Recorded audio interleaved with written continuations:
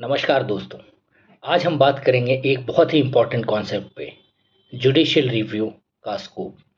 Judicial review का मतलब होता है कि कोर्ट्स, स्पेशली सुप्रीम कोर्ट और हाई कोर्ट, गवर्नमेंट के एक्शंस और लॉज को चेक करते हैं ताकि वो कॉन्स्टिट्यूशन के खिलाफ ना हो। यही जुडिशरी का बेसिक स्ट्रक्चर का हिस्सा है। जैसा कि सुप्रीम कोर्ट ने कहा था Kesavananda Bharati versus state of Kerala के केस में 1973 में।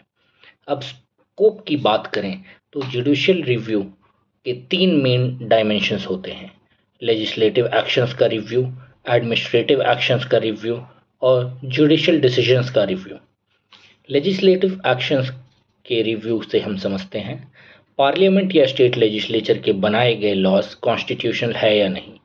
For example, Indira Gandhi versus Raj Narayan 1975 में सुप्रीम कोर्ट ने इलेक्शन डिस्प्यूट्स पर पार्लियामेंट के अमेंडमेंट को अनकॉन्स्टिट्यूशनल डिक्लेयर किया।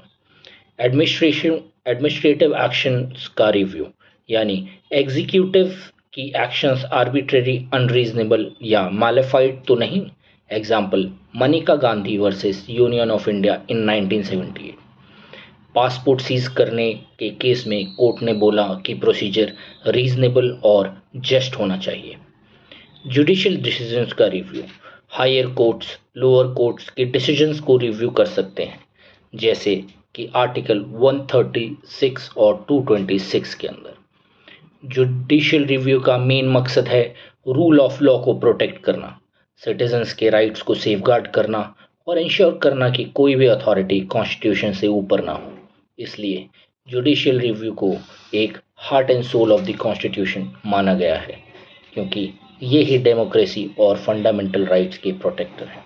सो दोस्तों, कंक्लूजन ये है कि स्कोप ऑफ जुडिशियल रिव्यू बहुत वाइड है, लेकिन कोर्ट्स भी कहते हैं कि ये पावर सेल्फ रिस्ट्रेन के साथ यूज़ करना चाहिए, वरना सेपरेशन ऑफ पावर डिस्टर्ब हो जाती है।